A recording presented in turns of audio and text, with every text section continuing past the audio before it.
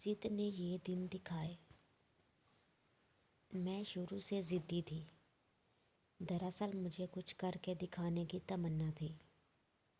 Matric اچھے نمبروں سے پاس کرنے کے بعد گھر والوں نے کالج میں داخلہ کرا دیا۔ والد علاقے کے خاصے خوشحال ذمہ دار تھے، لہذا کالج میں لڑکیاں اور لیکچرارز سبھی عزت کرتے تھے۔ بابا جان کہا کرتے تھے، بیٹی زندگی میں ہر قدم پھونک پھونک کر رکھنا، کیونکہ میں نے اپنی روایات سے بغاوت کی ہے اور تم کو خاندان بھر کی مخالفت کے باوجود کالج میں داخل دلوا دیا ہے تاکہ تم تعلیم حاصل کر سکو۔ وہ مجھ کو ڈاکٹر بنانا چاہتے تھے۔ والد صاحب کی کوششوں سے ہمارے علاقے میں گرلز کالج نیا نیا کھلا تھا اور ابھی لیکچررز بھی پوری نہیں تھی۔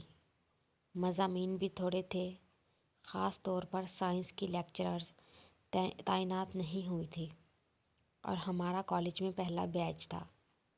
مجبوراً ہمیں وہی مضامین لینے پڑے جو فی الحال پڑھائے جا رہے تھے۔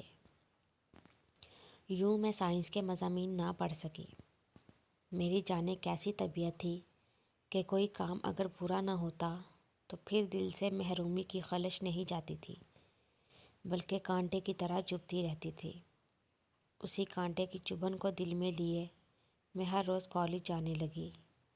میری ہم جماعت سہیلیاں ساتھ ہوتی، ہم پیدل ہی جاتے تھے۔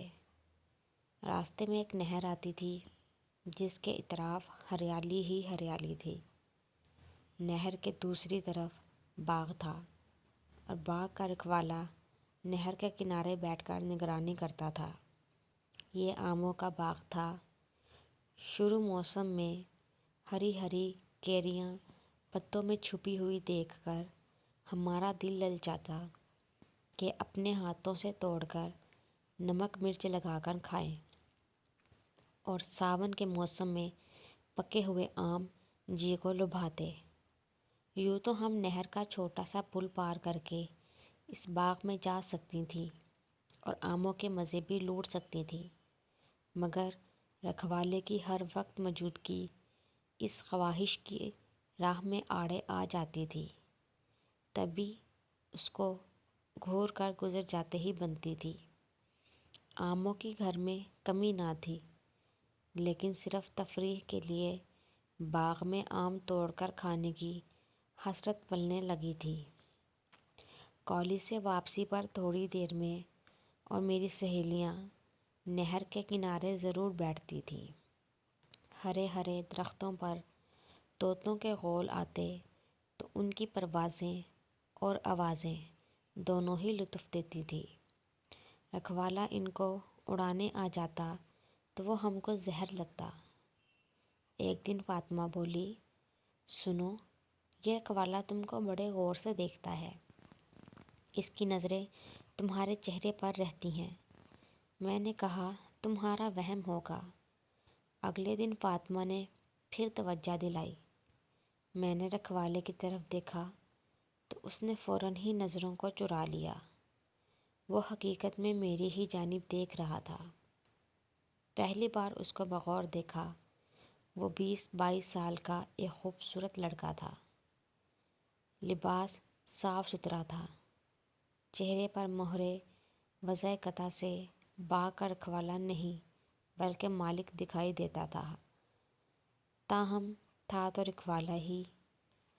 ہم اس کو خاطر میں نہ لاتے اگر وہ خوبرو اور باروب نہ ہوتا۔ ایک دن وہ وہاں موجود نہ تھا۔ ہم نے موقع غنیمت جانا اور باغ کی طرف چل دیے۔ ابھی ہم آم توڑنے میں مصروف تھے کہ اچانک رکھوالا نمودار ہو گیا۔ لڑکیاں آم چھوڑ کر بھاگیں، لیکن میں وہاں جمی رہی۔ تبھی ہماری طرف آتے آتے وہ رک گیا اور مجھے بغور دیکھنے لگا۔ اس کے گھورنے کی پرواہ کیے بغیر میں نے زمین پر پڑے ہوئے آم جو میری سہیلیوں نے وہاں چھوڑ دیے تھے اٹھا کر جمع کیے اور اطمینان سے نہر کی دوسرے کنارے آ گئی۔ اگلے دن وہ ہمارا منتظر تھا۔ اس کے ہاتھ میں ایک بڑا سا شاپر تھا جس میں کچھ پکے ہوئے آم تھے۔